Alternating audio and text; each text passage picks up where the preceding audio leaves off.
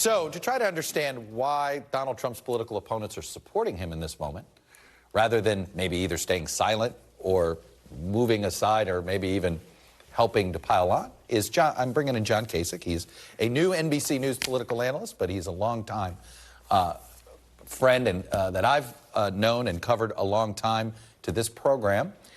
And so it's good to see you. Welcome to the NBC family. Thanks, Chuck. You know, I used to say if it's Sunday, it's Meet the Press. Now, now it's every day. Correct. Now it's every day. If the day ends in Y, it's Meet the Press, brother.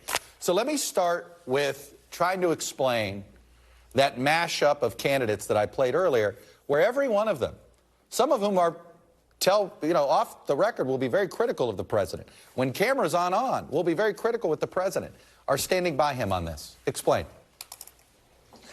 Well, Chuck, I imagine that they all kind of gathered with their political people to say, what do we do? And look, we cannot dismiss the fact that Trump received 70 million votes in the last presidential election. And his people are, they're in many respects, they're really, really rabid. And, I saw when he went to East Palestine in Ohio, he was greeted enthusiastically. You all covered his trip to Iowa. You saw that there was a lot of passion for him. Chuck, I'm not so sure it's for him, though. I think it's that he represents a voice of many Americans who think, that they haven't been played with fair, the system's been rigged or whatever. And I think he represents a voice, but yet nevertheless they're there. So I think these candidates, what they're trying to do is really kind of have it both ways. At some point be independent of Trump, but at this point they don't want to aggravate his fervent supporters. And Chuck, life's short. I don't know how long Meet the Press has been on, how many people have been on there who are no longer alive. And yet at the moment, they thought everything was critical. The only critical thing, in my opinion, frankly, in life and in politics, is what principles are you going to stand on?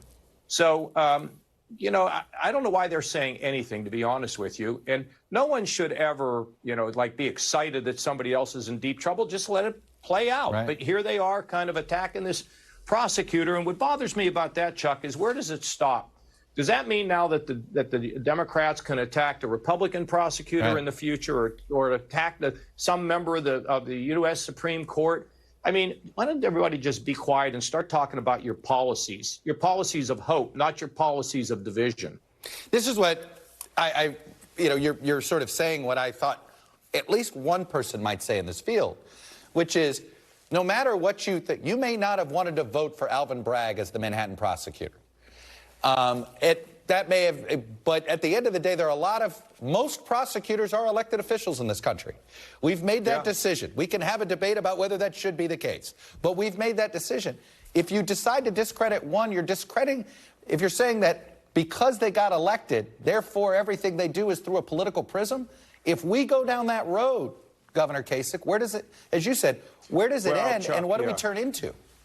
Look, I mean, the judiciary, we see what's happening in Israel, right, with the fact that Netanyahu's trying to figure out a way to limit the power of the judiciary. And you can see the outrage being expressed in Israel. And also what you're seeing from Joe Biden with his call with Netanyahu saying, you better not do this. Politicizing the judiciary or shortening or shortcutting their ability to make decisions is, I think it's a really serious problem for our country. Look, I don't think anybody's happy with the way in which we picked the Supreme Court now, and we kind of know the results of most of these cases before they even render an opinion. It's funny you bring that up, and what's dangerous about you and I on television is we can go off on tangents, and we can go off in places that the producers can't go. But I'm glad you brought up the Supreme Court, because I'm watching this nonsense in Wisconsin, where they elect their Supreme Court. They basically cut out the middleman. No, we'll let the voters do it. I never thought our system could get worse at picking Supreme Court justices. Wisconsin says, hold my beer, because their system's even worse. Yeah, I like the current system. We just have to figure out in which we can have a more a more effective way of selecting people who the American people are going to say they're fair-minded. But you're right. You and I can go all kinds of directions. But here's the thing that's troubling when you see this Republican retreat that's going on in, I guess it's still going on in Florida. You know, I used to go to those, Chuck, and those were like, it's like going and getting a root canal.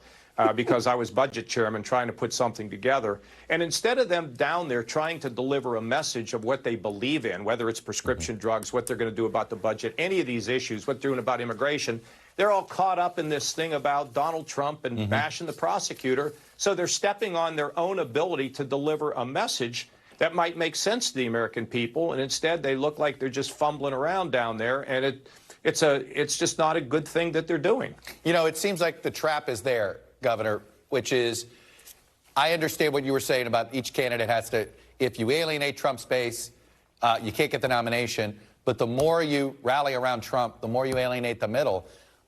You can't do both, can you?